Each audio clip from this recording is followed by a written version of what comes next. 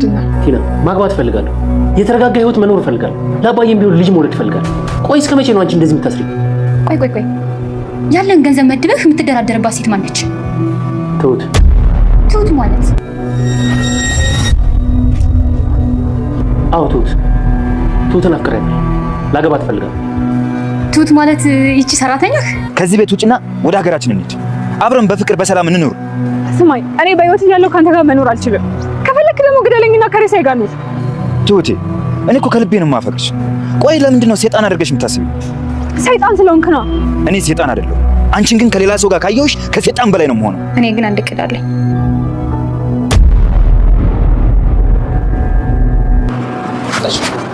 ወንድሜ፣ ይሄ አንተ ስልክ ነው መሰለኝ።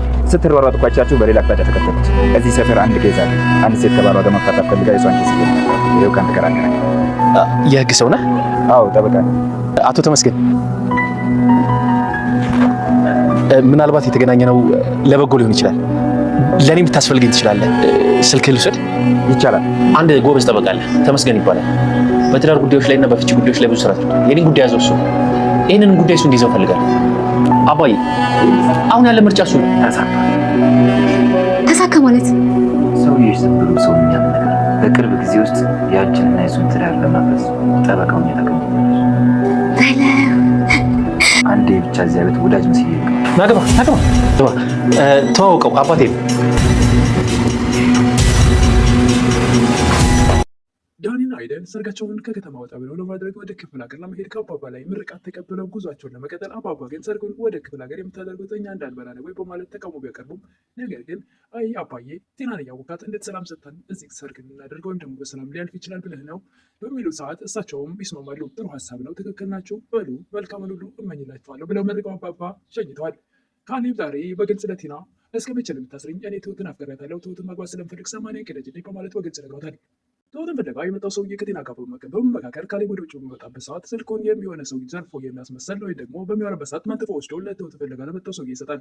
ትሁትን ፍለጋ የመጣው ሰውዬ ደግሞ ካሌብን ከልጁ ጋር ሲሮጥ ስላየው ወስዶ መልካም ሰው በመምሰል ይኸው ስልክ ወንድሜ ስትሮጥ አይቼው ነበር ተቀበልኩት በማለት ይሰጠዋል። እናም የህግ አማካሪ ነኝ በማለት ሲተዋወቀው በቃ መልካም ሰው ጎበዝ የህግ አማካሪ ስሙ ተመስገን የሚባል አግኝቻለሁ እና እሱን በቃ ከቲና ጋር ገብቼ ወይ ደግሞ ሰማንያው እንዲቀደድ አድርጋለሁ በማለት ለአባባ ይነግራቸዋል። ወደ ቤታቸውም ይዞት ይመጣል። ካሌብም አባባም ሰውየውን አላወቁትም። መነጽር አድርጎ ሌላ ሰው መስሎ የመጣው ትሁት ግን ገና ስታየው ደንግጣለች። ሰላም ጤና ይስጥልኝ ውድና የተከበራችሁ በመላው ዓለም ያላችሁ ኢትዮጵያና ኤርትራውያን እግዚአብሔር ይመስገን ደህና ነኝ። የግፈኛዋ ሚስትና የሰራተኛዋ ብቻ ወይም ደግሞ ትሁት ድራማ ክፍል 54 ነው ብለን ያለን። የባለፈው ክፍል ቲና ከትሁትን ፍለጋ ከመጣው ሰውዬ ጋር ተነጋግራ ምሽት ላይ የሆነ ነገር እንደምትፈጥር ስለገባቸው አባባና ትሁት ተነጋግረው ቤት ውስጥ ማንም ሰው እንዳይወጣ እዚሁ ለራሳችን ዝግጅት አድርገን እዚሁ ስንጫወት እናመሻለን በማለት እዚህ ዝግጅት አለን ብለው በቤት ውስጥ በሚያመሹበት ሰዓት መጠጥ ምናምን አቀራርበው እነሱ የጠጡ በመምሰል እዛ ጋር እነሱ የሆነው ነገር ስለተረዱት አንዳችን መጠጡን አልቀመሱትም ነበር። በተኙበት ሰዓት ሰውየው ይገባል። በሚያዩት ሰዓት መጠጡ አልተጠጣም። ይሄ ነገርማ ተነክቶብናል ብለው ሰውየው ተመልሶ ይሮጣል። በመጣበት እግሬ አውጪኝ ብሎ ሲወጣ እሷን በሰዓቱ ትበሳጫለች። መች ነው ነገር የሚሳካልኝ ትሁት እያለች መቼም አይሳካ በማለት ትሁት ላይ እሷም እጇን ትቀስራለች። ሁሉም ነቅተው እየጠበቁ ነበር። ኤደንም በበኩሏ ትሁት እንደነገረችኝ ከሆነ ነገሩ እኔ ላይ ነው የሚያመዝነው። አሁን ያለሁት ጠላቷ እኔ ነኝ። ምክንያቱም እኔ አንተን ከሷ ላይ ወስጃለሁ፣ እኔ አሸንፈሻል ብለኛለች በማለት እነሱ ነቅተው እየጠበቁ ነበር። ማናቸውም እንቅልፍ አልተኙም ነበር። የትሁትን ፍለጋ የመጣው ሰውዬ ባስገባችው ሰዓት በሩን ከፍታ ነገሮችን እንዳለ መጠጡን ጠረጴዛ ላይ ምንም እንዳልተነኩ ሲያውቅ እንዴ ቲና ወጥመድ ውስጥ ነን በማለት ወደኋላ እግሬ አውጪኝ በማለት ይሮጣል። ግን በፍጥነት የመጣበትን ዓላማ ቶሎ ብለህ ገላግለኝ ነበር ስትል የነበረው እሱ ግን ወጥመድ ውስጥ ነኝ በማለት ሮጦ ይወጣል። እና ወጥመድ ውስጥ ምን ማለት ነው እንዴ? እንዴት ይሄን መጠጥ አልጠጡትም? እየተጫወቱብኝ ነበር ማለት ነው ወይኔ ትና ብላ ወደ ትሁት ወዳለችበት ክፍል ሮጣ ትሄዳለች። ትሁትም ቲና ወደ ክፍሏ በገባችበት ሰዓት ብላ ትጫዋለች። ዝም በይ ብላ ፋንት ይዛታለች። ፈራሽ እንደምን ነው ትላለች። ለምን እፈራለሁ ትላለች ትሁት። ቲናም ዶሮን ሲያታልሏት ውሃ መቀለላጥሽ ነው አሏት በማለት ትረታለች። እኔ ቲና ነኝ፣ ማንም ሊያታልለኝ አይችልም። ትሁትም ቲና እኔ ብለህ የምታወሪው ነገር በፍጹም ባውቀው ነገር የለም ትላለች። አሁን ይልቁን ውጭና አልተሳካም ተኙ ባያቸው፣ ሁሉን የሚፈጠረውን ነገር ለማየት ሁሉም አፍጥተው እየጠበቁ ስለሆነ ሄደሽ አልተሳካም ተኙ ባያቸው ትላለች ቲና ሰውየው እንደተመለሰ ስለምታውቅ። እዚህ ግን ደግሞ መታገልሽን ካላቆምሽ ሞትሽን እያፋጥነሽ እንደሆነ አውቂ ትላለች ቲና ትሁትን። እንግዲህ ትሁትን ፍለጋ የመጣው ሰውዬ ቲና አንድ ነገር ብታደርጊያት እሷን ነገር እኔ አንቺ ጋር ነው መጣል ጥል እያላት ነበረ፣ የነገራት ነበረ ከአንቺ ጋር የመጨረሻ ይሆናል፣ እሷን አጠፋለሁ ስትይ ራስሽ እንዳትጠፊ በማለት አስጠንቅቋታል በተደጋጋሚ። ነገር ግን ቲና ትሁትን ፈጽሞ ልትፋታት አትችልም። በሰላም መኖር ከፈለግሽ አርፈሽ ተቀመጪ፣ አይ የምትይ ከሆነ ደግሞ አሳይሻለሁ እያለች ትሁት ላይ እየዛተች ነበር። አባባም ቲና ከትሁት ክፍል ገብታ ስትወጣ ስላዩ እሳቸውም ሁሉም ማናቸውም ስላልተኙ እየተጠባበቁ ስለነበረ ሰውየው ስለሚመጣ ስላወቁ እያንዳንዳቸው ነቅተው እየጠበቁት ነበረ። እሱ አንድ ሰው ገላግላለሁ ብሎ በመጣበት እነሱ ተሰብስበው ሊገላገሉት ነበር። ግን ደግሞ ቶሎ ብሎ ነቃ ሰውየው። አባባም ቶሎ ብለው ትሁትን የኔ ልጅ ደህና ነሽ? ቲና ከዚህ ክፍል ስትወጣ ስላየኋት አንድ ነገር አድርገሽ ይሆን ብዬ ደንግጬ ነው ይላሉ። ምን እያለችሽ ነበር ይላሉ አባባ። እያስፈራራች ነበረ ትላለች ትሁት። ከእኔ ጋር መታገል አቁሚ፣ በቅዴ በመንገድ አትግቢ እያለች ነበረ። ይህ ምን ማለት ነው እያሉ ነበር አባባ። ትሁትም ቲና እቅዳችን አውቃብናለች፣ እንዴት ልታከቻለች ይላሉ አባባ። ነገራት እንዴት ልታከቻለች በሚሉበት ሰዓት እኔ አላውቅም፣ በር ሲከፈት ሰምቻለሁ፣ ግን ምን እንደተፈጠረ አላውቅም ትላለች ትሁት። ይህች መሸሪ መቼም በቃ እሷን ማሸነፍ አልቻልም ማለት ነው እያሉ ነበር አባባ። ዳኒና ሄዱ አባባ ቲና ባለችበት አባዬ እኔና ሄዱ ይላል ዳኒ። ምን ማለት ነው እኔና ሄዱ? እንደምትጋቡ ሁሉም ያውቃል። ምን 10 ጊዜ እዛ ትለፈልፋለህ ትላለች ቲና። እኔ ተሰምኛለሽ ለአባዬ እንጂ ላንቺ አላወራሁም። መስማት ካልፈለግሽ ተነስተሽ ውጪ በሚላት ሰዓት ተበሳጭታ ተነስታ ትወጣለች። አባም ቲና ከወጣች በኋላ እሺ አንተና ሄዱ ምን ይላሉ? ሰርጋችን ክፍለ ሀገር ሄደን እንደማድረግ ወስነናል ይላል ዳኒ። ይህም አሁን ብሎ እኛ ሰርጉ እንዳበላ የታቀደ እቅድ ነው ይላሉ አባባ። ኤደንም ጋሼ ከዚህ ልጅ ጋር እኔ መታገል አልችልም፣ ቢያንስ እስክትረሳንና ሰርጋችን እውነት መሆኑን እስክታቅ ድረስ ከዓይኗ ዘወር ማለት አለብን ትላለች። የካሌብ አባትም ትክክል ናችሁ፣ ቲና በጣም አደገኛ ሰው ናት፣ እሷን ከመሸሽ ውጭ ሌላ አማራጭ የለም፣ ውሳኔ ነው ይላሉ የካሌብ አባት። እነ ዳኒም እናመሰግናለን አባዬ፣ በላሁን መረቀሸኛን ይላል ዳኒ። አባባም መንገዳችሁ ያማረ፣ ነገራችሁ ሁሉ የሰመረ፣ ሁሉ ነገራችሁ ሀሳባችሁ የተሳካ ይሁን ብለው መርቀው ይሸኟቸዋል። ካሌብም ትሁት ወዳለችበት ሄዶ እንዴት ልታከቻለች ግን እያለ ነበረ። እኔ የማውቀው ነገር የለም፣ እሷ እኮ ከባድ ሰው ናት፣ እኔ ለእኔ ሳይሆን የምጨነቀው እናንተ በእኔ ምክንያት ምንም ነገር እንድትሆኑ አልፈልግም እያለች ነበረ። ካሌብም እኔ እኮ በጉጉት ያን ሰው ያንቄ ለመግደል ተዘጋጅቼ እየጠበቅኩ ነበረ። ካሌብም ትሁትን አትጨናነቂ፣ በቃ ብዙ ነገር አልፈናል፣ ይህንም እናልፈዋለን፣ ስለዚህ መጨነቅ የለብሽም፣ እኛ ሁሉ ነገር እናስተካክላለን እያለ እያረጋጋት ነበር። ደግሞ ከተሳካ አንድ ነገር አስቤያለሁ፣ ግን አሁን አልነግርሽም ይላል ካሌብ። ምንድን ነው ንገረኛ ትላለች ትሁት። አሁን አልነግርሽም እያልኩሽ መልሰሽ ትጠይቅኛለሽ ይላል ካሌብ። እና አሁን አልነግርሽም ስልሽ እየጠየቅሽኝ ስለሆነ አልነግርሽም ይላል። እሷም ወድን ይቆርጠኛላ ትላለች። እንግዲያውስ በደንብ ይቆረጥሽ ቻው ብሏት ይወጣል። ቲና በድጋሚ ዳኒን መንገድ ላይ አግኝታው ዳኒ እባክህ አትተወኝ፣ ያችን ልጅ እኔ እሷን ነው የምወደው እንጂ አንቺን አልወድሽም በላት ትላለች። ዳኒም ስለተውኩሽ እልህ ነው ወይስ ፍቅር ነው? እኔ ለአንቺ ምንም አይነት ፍቅር የለኝም ይላል። ዳኒም ተይኝ እባክሽ፣ እኔ ምርጫ እሷና እሷ ብቻ ናት ብሎ ጥሏት ይሄዳል። ትሁት ደውላላት እንዴት ሆንሽ ትላታለች። እሷም ምን ምን ሆናለሁ ብለሽ ነው? ለእነሱ ግን ሀሳቡ ጭቀት ወይም ደግሞ ወዲያውቁባቸው እንጂ ትላለች። የእሱ ባህሪ ታውቂው እህቴ ከባድ ሰው ነው። ቲና ከዳኒ ጋር ተነጋግራ በምትመለስበት ሰዓት በጣም ተበሳጭታ ወደ ቤት ስትመጣ ቲና ምን ሆነሽ ነው? በምን ተበሳጭተሽ ነው ይላል ካሌብ። አይመለከትም፣ ምንድን ነው ልጠይቀኝ የፈለግከው እያለች ነበረ። እሱም የፍቺ ወረቀት እንድትፈርሚልኝ እፈልጋለሁ። ትሁትም ወደ ሱቅ ወጣችበት ሰዓት ሰውየው መንገድ ላይ ያገኛታል። ኧረ እባክህ ተወኝ፣ በሰላም ልኖርበት ትላለች። ትሰሚኛለሽ? አሁን በሰላም መኖር ከፈለግሽ ሁሉንም ነገር ተይና ወደ ሀገራችን ሄደን በሰላም በፍቅር እንኖር ይላል። ትሁትም እኔ ካንተ ጋር በፍጹም በሰላም መኖር አልችልም፣ ከፈለግህ እንግደለኝና ከሬሳ ጋር እንሁን። ሰውየውም ትሁቴ እኔ እኮ ከልቤ ነው የምወድሽ፣ ለምንድነው ሰይጣን አድርገሽ የምታስብኝ ይላል። እሷም ሰይጣን ሲሆን ግና እኔ ሰይጣን አይደለሁም፣ ግን አንቺን ከሌላ ሰው ጋር ካየሁሽ ከሰይጣን በላይ ነኝ በማለት ያፈጣል። ትሁትም እኮ ፍቅር እኮ እንደዚህ አይደለም፣ ፍቅር እኮ ራስ ወዳድ አያደርግም፣ አንተ እኮ ራስ ወዳድ ነህ፣ በቂት እኔ ሳልፈልግህ አንተ ብቻ ስለወደድከኝ ከኔ ጋር ካልሆንሽ ብለህ እያሰቃየህ ነው፣ ስለዚህ ለምን አትሆኝም ትላለች። እሱ ደግሞ እንደዚህ ከምትሰቃይ ለምን ከኔ ጋር አትኖሪም ይላል። በፍጹም በህይወት እያለሁ ከአንተ ጋር ሊኖር አልችልም፣ ስለዚህ ስቃይሽን መርጠሻል ማለት ነው። ለማንኛውም በቅርቡ ተዘጋጅ፣ ወደ ሀገራችን ከዚህ ቤት ወጥተሽ መሄድ አለብን እያለ ነበረ። ካሌብም የምትፈልጊውን ነገር ስጥሽና ሰማንያን ቅደጅ እያላት ነበር ቲናን። እና ትዳሬን እንድፈታ በገንዘብ እንደራደር እያልከኝ ነው ትላለች ቲና። ሁለታችንም እኮ ምን እንደምትፈልግ ጊዜ ትዳር ላይ እናውቀዋለን እኔም አንቺም እያላት ነበር። እሺ እባክህ በምን ያክል ገንዘብ እናድርገው ድርድሩን ያለችው ነበር። በፈለግከው ካሌብም የፈለግሽውን ያክል ገንዘብ ብቻ ግን ፍቺውን እንድንፈጽም ፈልጋለሁ ይላል። እሺ ጥሩ በፈለግኩት ከሆነማ ድርጅቱና ቤቱ በስሜ መሆን አለበት ትላለች። ድርጅቱና ቤቱ ያባባ ሊሆነ ታውቂያለሽ፣ እሱ ሊሆን አይችልም ይላል ካሌብ። እንግዲያውማ እኔም ልፈታ አልችልም ትላለች ቲና። ካሌብም የምትይው ነገር እኮ አይደለም ያባዬ እንደሆነ ታውቂያለሽ፣ ግን ነገሩ ገንዘብ አለኝ፣ በገንዘብ ግን የፈለግሽውን ያክል መጠየቅ ትችያለሽ እያላት ነበር። ቤት ከሌለህ ድርጅቱ ባንተ ስም ካልሆነ ምን ትጠቅመኛለህ ትላለች። ገንዘብ እኮ አለኝ፣ እናም በገንዘብ እንደራደር ይላል ካሌብ። ገንዘብ እኮ አላፊ ጠፊ ነው፣ ይህ ገንዘብ አልፈልግም ትላለች ቲና። ባዶን አስቀርቼ ለምትመጣው ሚስትህ ባዶ ገለባ ለመሰራት ትላለች ቲና። ካሌብም እባክሽን መግባት እፈልጋለሁ፣ የተረጋጋ ህይወት በሰላም መኖር እፈልጋለሁ፣ ለአባት የሚሆን በህይወት እያለ ልጅ መውለድ እፈልጋለሁ። ቆይ ግን እስከ መቼ ነው አንቺ እንደዚህ የምታስሪኝ እያላት ነበር ካሌብ ቲናን። እናም ቆይ ያለን ገንዘብ መድበህ የምትደራደርባት ሴት ማነች? ይህም ትሁት ይላል። ትሁት ማለት ብላ ትደነግጣለች። አዎ ትሁትን አፍቅሬያታለሁ ይላል በግልጽ ካሌብ። ላገባት ትፈልጋለሁ። ቲናም ዝቅ በማድረግ ትሁት ማለት ይቺ የቤት ሰራተኛ ትላለች። ካሌብም አዎ ትሁት እሷን የእኛን ሰራተኛ ይላል።